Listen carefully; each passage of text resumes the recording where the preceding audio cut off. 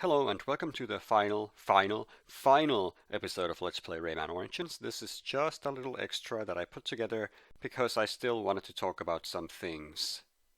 So first off, here's the trailer for the game. Let's start with that. Long ago, the primordial forest, deep and mysterious, witnessed the birth of a man. A vegetable. No. A thingamajig.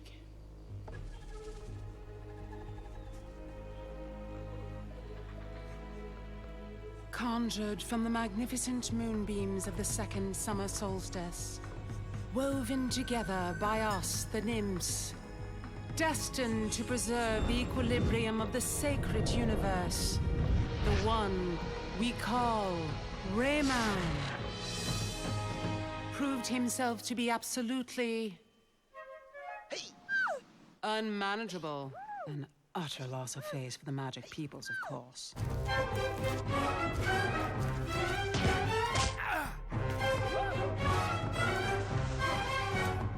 All the same, all in the midst of all kinds of stupidity, Rayman makes a troubling encounter. He discovers his double, his blood brother, his id. Soon enough, they are sharing their conception of life in polite society, their taste in music, dance, and the arts in general. And thus, a friendship grew to legend, and a legend grew to myth. Nothing could keep these two apart. Almost nothing.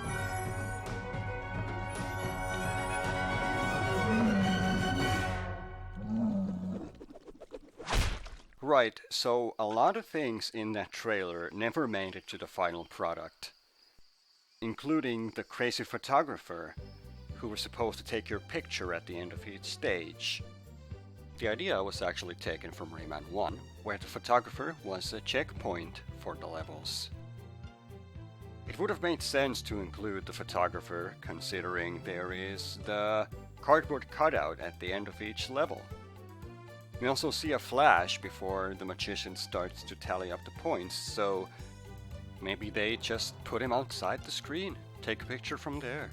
Who knows? Oh, and in case you ever wonder what it looks like when all four heroes dance in unison, well, there you have it. The photographer wasn't the only thing they left out. Among other scrapped characters, one of them we saw in the trailer was the hunter. But there's also a scissor bird, a hunter bird, a unibrow mosquito, and a scrapped nymph as well. Some of the concept art for the game and some scrapped characters can also be seen in the Art of Rayman book, which came with the limited edition of the game. There's all sorts of drawings and sketches, drawing board stuff, early concept art of the game mechanics, enemies, what have you, just about anything that you can imagine, really. Unfortunately, I don't own the book myself, but you can find some of the pictures on the internet, fortunately. World's best grandma, that really takes the cake right there. The book also contains the story of how Glowbox became blue. There was Glowbox one fine day gulping down red berries the way red wizards do. But then he found a better source for protein, which he promptly gulped down without thinking about the consequences. Unfortunately, his little Morcel did not appreciate this course of action, and before you could say kazoo, his friends came to his rescue. Chasing poor Glowbox down and literally pinning him down, they gave him what for, and Glowbox, poor Glowbox, ended up with horrible warts that turned him blue. Yeah, I agree, it's rather predictable, I know. The story was also included on the PlayStation Vita version, where you had an additional collectible called Relics. I don't own a Vita myself, but as I've understood it, you pressed the touchscreen with your finger to reveal them, and once you collected enough of them, it reveals a mural back at the Snoring Tree, which shows the story that we saw in the art book. But there was also another set of relics that gave you a story of how Rayman got his hair. Unfortunately, I didn't find pictures of that, but suffice it to say it has to do with some creatures taking over his head. And that right there, that is his wife, by the way. So many aspects about the story were forgotten, and the plot itself is rather confusing, so let's go over it just one more time. Rayman and company snore so loud that they wake up the dead. The grannies attack the snoring tree, disrupting Bubble Dreamer's sleep, which makes him go nuts. This makes everything go bad, so we have to save the nymphs of the land to gain abilities to save the kings, which in turn gains us access to Moody Clouds. Once we get there, it's revealed that the magician who's been helping us all along is actually a bad guy, and he's been building a bad sky empire. But ultimately, we defeat him, and his own abomination is his undoing. Everything blows to bits, and our heroes fall back to the safety of the snoring tree to continue their business. And amidst all this, everybody, including the player, forgot about the grannies, so we pay a little visit to their home and kick their teeth in. Provided they have any, that is. So that brings us to the main feature, in a way. As I've already mentioned a couple of times, Rayman Legends has its own Back to Origin segment, which redid some of the levels. And this is just me showing how you acquire them. Once you beat a level, you get to the LUM tally counter, and at 450 LUMs you get a lucky ticket, just one for each stage. So I accumulated a number of them. How on earth did I unlock Raymus this early on? Must be some sort of a cloud feature. Anyway, so yeah, it's a ticket, you scratch it. And we got 500 LUMs. It's unfortunate that we're not going to do anything with those LUMs. They're the most pointless thing ever. Yeah, that's somehow even worse. We unlocked Bulbio. The creatures have a gallery of their own, they generate more LUMs. So yeah, thanks game, that's exactly what I wanted. Oh, now there's the ticket, we got a painting. A Back to Origins painting which unlocks Geyser Blast. So yeah, you have to unlock every level individually by scratching lucky tickets. I'm not sure, but I think it always unlocks Geyser Blast first. Either that, or this was a huge coincidence. 5 new worlds, yeah, right. And yes, they have teensies to save, because this game doesn't have Electoons, we save teensies instead. I don't really want to do Geyser Blast, to be honest, but the rest of the gallery is sealed off. So let me just go and load my personal save, where I've unlocked everything. You may have noticed I have over 2 million LUMs, so yeah, 500 from one ticket, really, it's just pointless. Before we move on, we need to pick a character. I kind of like the Knight Rayman, but there's something better in store for us here. It's not Raymus though. It's right here at the rightmost edge. There he is, Raymus. There's really no way to play this game without using this model. Yeah! Yeah, Fig Leaf Rayman, let's do this! There's no way to play this game unless you use Rayman, who's covering his private parts with fig leaves.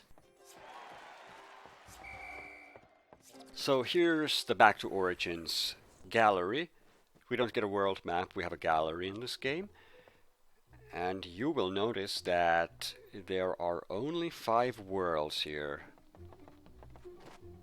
The easy and hard worlds are kind of bundled together, and some of the levels have been omitted, some of them left in. So let's play a couple of them, see what makes them so different. Swinging Caves is pretty cool. I guess we'll start with that. First difference, a floating heart in the loading screen. Every level has that, so if you can grab that heart before the loading screen is over, you can start a level with a heart. There's a second difference, purple lums. Purple lums give you double the points. If you can get the entire chain of purple lums without touching a yellow one in between, you get a massive amount of them. There are no Lum King bonuses, which is actually probably a good design decision, to be honest. You don't have to listen to the song at any point. Oh yeah, perfect score. You'll also notice there are these plants on the ground, which give you lums as well. But everything gives you lums. You can pull out turnips from the ground. Those give you. Okay, that was kind of embarrassing. So let's go back. So anyway, as I was saying, everything gives you lums, including the TNCs that are now incorporated into levels. There's 8 in total in the levels themselves, and 2 hidden away in secrets, much like in the original game. The TNCs sometimes occupy the slots that were originally for coins or other power-ups.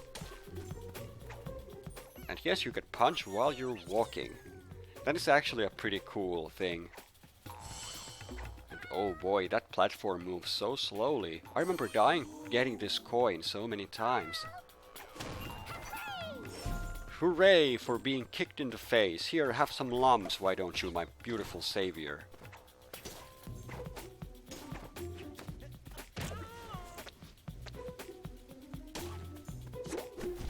We already have quite a few lums, way more than we would have in the Origins version. And once we're done with the secret here at the top, we'll have even more. Oh hey, I remember this one. It's one of my favorite secrets in the game. Rayman the Human Wrecking Ball is here. Better take your stuff and move someplace safe. That brings us to 242 lums. And also, every time you beat a secret area, you get a heart, which makes this game even easier. Whoa! Almost got caught in that, but yeah, even the tentacles are slower than in Origins. Everything's slightly easier in this one. It's not just because the controls are slightly improved, but because everything's slightly dumbed down. But we'll talk about that a bit later. That's the 14C we've saved, and they all give you 25 lums, so that means that just by saving all the TNCs we get 200 lums once we're done with the stage. But why can't I get up there? I'll just go down from... Oh, come on! This is terrible to watch. I was never good at that part. Even the original game, I always stumbled it up.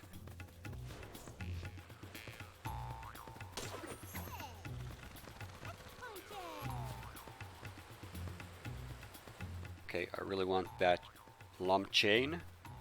Come on, get back here. That's the ticket. This part is pretty much unchanged, I think. I'm kind of forced to rely on my memory here. Initially I wanted to do a kind of a full review where I compared the 2 levels screen by screen, but it was just way too much work. But I do know that there was a spiky platform right here. They changed the secret a little bit. I don't know why. I don't think there's a single spiky platform in the game. I couldn't tell you why. Guess they thought it was too dangerous to play around with spiky objects. Yes, sometimes the TNCs are hidden in the vegetation. And don't think you can run away from me, mister. I don't think he can ever fly away from the screen. He'll just do another round. You can wait somewhere and get him after that. And some of the TNCs, that's the 7th one, I think? Yeah. Some of them are just in plain sight. It's really difficult not to find them. The final area is the same as it ever was. Kill all the bad guys, open the cage, and save the Electoon. I'm sorry, save the teensy. We don't get electoons in this game. There are teensies because the plot of the game, the teensies are captured something Confucius. I really don't remember anymore. There's the bronze medal, there's the silver medal. At 450 we would get a lucky ticket if I didn't have it already. There's only so many of them. One per each level, not an unlimited supply. And I think they always have the same, they always contain the same amount of things, a certain amount of lumps, certain amount of creatures. You can get back to Origins paintings naturally, and some of the TNCs are also hidden away in the lucky tickets. And let me tell you, once you have 200 of them, scratching them becomes quite a chore. Right, let's pick, yeah, Desert of Didgeridoos. I really like this chapter, so let's pick this one. Let's see here. Tricky Winds, nah. Snake level, flying level. Another snake level, another flying level, the tricky treasure and the boss. So no savage worms, no high voltage, no crazy bouncing. Instead we get 2 flying stages and 2 snake levels. Did people really like them so much that they wanted to include both of those? That makes absolutely no sense to me. Best original score is still there though. Thankfully they didn't throw away one of the best levels in the game. That would have been a real shame. But yes, the levels, the worlds, if you will, they don't have all the stages in them, and sometimes they opted to include some of the sillier stages and left out some great ones. So if you want the Rayman Origins experience, you really should play the original game and not this one. Now, I'm not saying this is bad, not at all, but it's been changed, it's been reworked, it's a lot easier than the original. And I think I'll show you an example of that once we're done with this stage.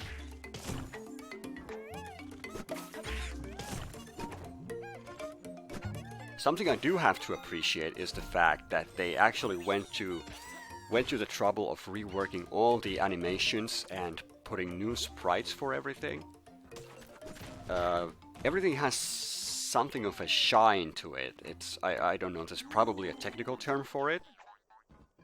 And I imagine that can be a turn off for some people. Personally, I think it looks pretty good, but it's kind of weird. It's slightly disorienting after having played Origins for so many hours in the course of this Let's Play. But yeah, this is how Legends looks. I guess there was no point in using old graphics if they have totally new ones. We'll see here, the charge up for the punch is really quick. Also, some other gameplay elements, the controls that I've mentioned so many times, they've been changed. If you attack, if you use the simple dash attack, you can turn around real quick. And it makes speedrunning this game so much... Jeez, how hard can it be to hit that guy? Now I lost my train of thought. Oh, yeah, right. There's another thing they changed. If you kick in midair while you're dashing, it doesn't kill your speed immediately like it did in Origins. So I imagine that if they'd included time trials for this game, which they didn't, it may have been easier to get a good time in some of the levels, because you would have had a wider range of abilities that don't really kill your speed when you use them. But of course I can't verify that because, like I said, no time trials in this one. There's actually no time trials for Legends whatsoever. We get invasion stages, which are sort of like time trials. But yeah, that's a different topic entirely.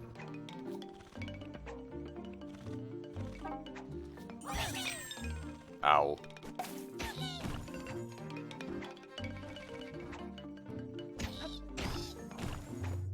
Oh right, I failed to pick up on it until now, but the enemies all die from one hit. Take this bird for example. you don't bubbleize the enemies, you just punch them and they go down and they give you lumps. I failed to notice how many. I suppose it doesn't really matter. Let's see. So that's 5 lumps per enemy, as opposed to 2 in the original. But then of course there is the requirements are slightly different. But you will most certainly never find yourself short on lumps if you just go after every TNC, if you try to save everything, which isn't difficult for the most part. I think there are a couple of TNCs maybe in the game that are difficult to acquire. They may fly away before if you don't get them in time. But if you just collect everything meticulously, then you will always have enough lumps for all the collectibles at the end of a stage. And I never noticed it, by the way, but this is actually shaped like a guitar. It's pretty cool. It has tuning knobs and everything. Only 3 of them, and they're inside the headstock. So I'm gonna go ahead and guess that wouldn't be a functioning instrument. But, you know, it's pretty cool that they thought to include something like that in a musical-themed world. It's odd that I never noticed that in Origins when I did the LP. Okay, I'm slightly befuddled as to why I'm going after the switch. Why did I want the birds here? They're not required at all. And why am I going after lumps still? I have over 700 of them. Well, if you're gonna do it, better do it right, I guess. I may have overdone it a little. We're gonna end up with something like 800 lumps. There's still the birds here, there's the cage that gives you a ton of lumps. And I also saved all the TNCs. I'm not really sure why I did that. Oh wow, I was right on the money. 800. 200 over the required amount. And I got over 100 of them in the last 10 seconds of the stage. So like I said, yeah, it's really not difficult to accumulate enough of them. Okay, for the last level, let's take a tricky treasure map. Didn't show off those before, and let's pick the one from Mystical Peak, or rather Moody Clouds. That's the one they included here. There it is, Tricky Temple 2, the final tricky treasure in the game, also pretty much the hardest one. Let's see here, we also got Riding the Storm, and the Moody Clouds levels, of course, but then it goes directly to Shoot for the Stars. It completely leaves the chase level for some reason, and the Mama of All Nightmares is the final boss, the Land of the Living Dead boss. There isn't even the stage, it directly goes to Big Mama. Don't know what's up with that, but anyway, here we go. First of all, treasure's missing an eye, I failed to see the point. And there's a TNC inside it, and in fact there are 2 TNCs for every tricky treasure map. In Back to Origins there are lumps that we have to collect, so it brings something new to the table. But if you'll notice, it's pretty easy. I don't expect you to remember how the Origins level played out, but let me tell you, it's been so watered and dumbed down, it's almost an insult. You don't even have to try to beat this. There's supposed to be 4 blades there at the end. Instead it's just 2. The part where we went through the ice with a ground stomp, there were supposed to be spikes on either side, so you had to be precise about the stomp, but everything about this has been stripped of any difficulty whatsoever. It's a damn shame, and they really should not have done that. Yay is not the word, Rayman. It most definitely isn't the word. So, it's a pretty good remake, I guess, but it definitely falls short in some areas, and it's been made way too easy. And this is where we part ways for good. This is where I finally put a stop to this Let's Play. I have to stop! I need to stop! So I will leave you with this beautiful, beautiful song, and I will see you somewhere someday. So long.